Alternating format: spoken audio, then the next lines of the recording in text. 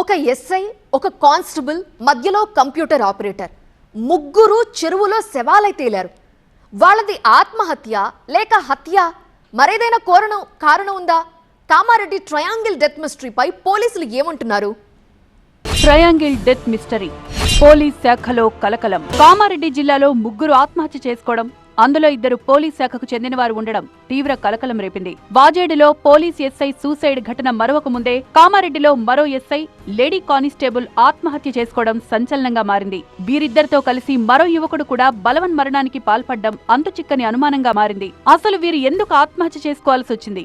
Triangle suicide కు కారణాలేంటి అనేది ప్రశ్నార్థకం. Post mortem నివేదిక వస్తే గానీ ఏమీ చెప్పలేమని పోలీసులు ప్రకటించడంతో ఈ ఘటన మిస్టరీగా మారింది. కామారెడ్డి జిల్లాలో అడ్లూరు ఎల్లారెడ్డి పెద్ద చెరువులో ముగ్గురు మృతదేహాలు బయటపడ్డాయి. కామారెడ్డి జిల్లా బిక్కునూరు ఎస్ఐ సాయి కుమార్, బీబీపేట మహిళా కానిస్టేబుల్ శృతితో పాటు బీబీపేట్ సహకార సంఘం కంప్యూటర్ ఆపరేటర్ నిఖిల్ చెరువులో శవాలై తేలారు. ఈ ముగ్గురి మరణాలు పోలీస్ శాఖను కలవరపెట్టాయి.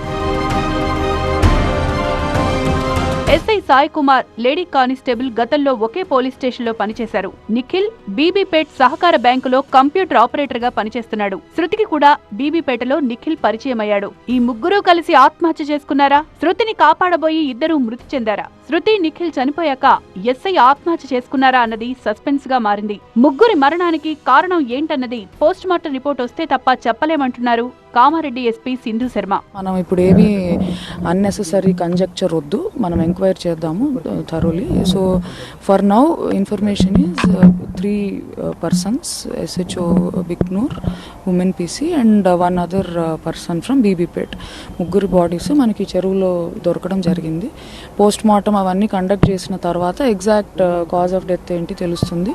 సిమిలర్లీ మనకి ఫర్దర్ ఇన్వెస్టిగేషన్లో what could be the reason for deaths అన్నది మనం ఎస్టాబ్లిష్ చేస్తాం. ఎస్ఐ సాయి కుమార్ ఆత్మహత్యలు వద్దని విస్తృతంగా ప్రచారం చేసి యువతకు ఆదర్శంగా నిలిచిన వ్యక్తి అంటున్నారు బిక్కునూరు యువకులు. అలాంటి వ్యక్తి ఆత్మహత్య చేసుకున్నారంటే నమ్మలేకపోతున్నామన్నారు.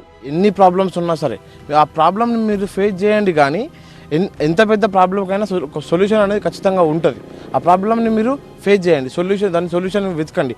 అంతేగాని ప్రాణాలు మాత్రం తీసుకోవద్దు, ఆత్మహత్యలు చేసుకోవద్దు అని చెప్పి చాలా చాలా గట్టిగా చెప్పారు. అనేది మళ్ళీ ప్రజలతో కూడా స్మూత్గా, సింపుల్గా, ఏంటంటే తొందరగా క్లోజ్ అయ్యే వ్యక్తి సార్. కానీ ఇలాంటి వ్యక్తి అయితే కాదు అని ఖచ్చితంగా నేను చెప్పగలుగుతాను. కానిస్టేబుల్ శృతి ఆత్మహత్య చేసుకునేంత పిరికి వ్యక్తి కాదంటున్నారు బంధువులు. ఆమెను హత్య చేశారని అనుమానిస్తున్నారు. కంప్యూటర్ ఆపరేటర్ నిఖిల్ బంధువులు కూడా ఆయనది ఆత్మహత్య కాదంటున్నారు. ముగ్గురు మృతికి కారణాలు తెలుసుకునేందుకు వారి కాల్ డేటాను, వాట్సాప్ చాటింగ్ ను పరిశీలిస్తున్నారు. ముగ్గురు వారం రోజుల నుంచి చాలా సార్లు గంటల సమయం ఫోన్లో మాట్లాడుకున్నారని, వాట్సాప్ మెసేజ్లు చేసుకున్నారని తెలుస్తోంది. అసలు ఎస్ఐ, కానిస్టేబుల్ నిఖిల్ గంటల తరబడి ఫోన్లో ఎందుకు మాట్లాడుకున్నారు? అడ్లూరు ఎల్లారెడ్డి పెద్ద చెరువు దగ్గరికి ఎందుకు వెళ్లారు?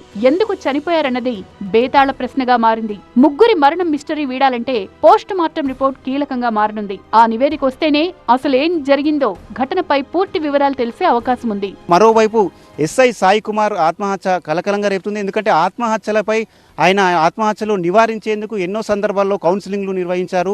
ఎవరైతే లేడీ కానిస్టేబుల్ ఉందో ఆమె కూడా కింది స్థాయి నుంచి చాలా కష్టపడి చదువుకొని పోలీసు ఉద్యోగం సాధించారు. వాళ్ళ కుటుంబాన్ని పోషిస్తున్నారు. ఒంటరిగా ఉంటున్నప్పటికీ కుటుంబాన్ని పోషిస్తున్నటువంటి పరిస్థితి ఉంది. ఈ నేపథ్యంలో ఆమె కూడా ధైర్యవంతంగా ఉండేది.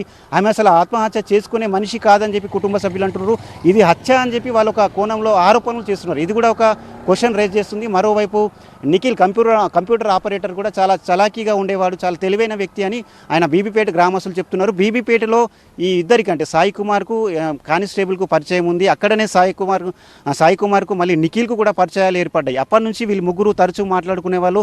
వాళ్ళకు క్లోజ్ రిలేషన్షిప్ ఉంది అనే ఒక వాదనలు కూడా వినిపిస్తున్నాయి. దాన్ని పోలీసులు ఇప్పటికీ ధృవీకరించలేదు. కానీ ఈ కాల్ డేటానే చాలా కీలకంగా మారింది. కాల్ డేటాలో వాళ్ళు మాట్లాడుకున్న అంశాలు బయటకు వస్తే కానీ ఏమి చెప్పలేమని చెప్పి పోలీసులు అంటున్నారు. దాంతోపాటు పోస్ట్ మార్టం నివేదిక మరో 2 రోజుల్లో వచ్చే అవకాశం ఉన్నందున మొత్తం మీద ఈ మిస్టరీని ఛేదించేందుకు పోలీసులు మాత్రం చాలా కృషి చేస్తున్నారు. వాళ్ళు ఇదొక ఛాలెంజ్గా తీసుకొని ముందుకెళ్తున్నటువంటి పరిస్థితి.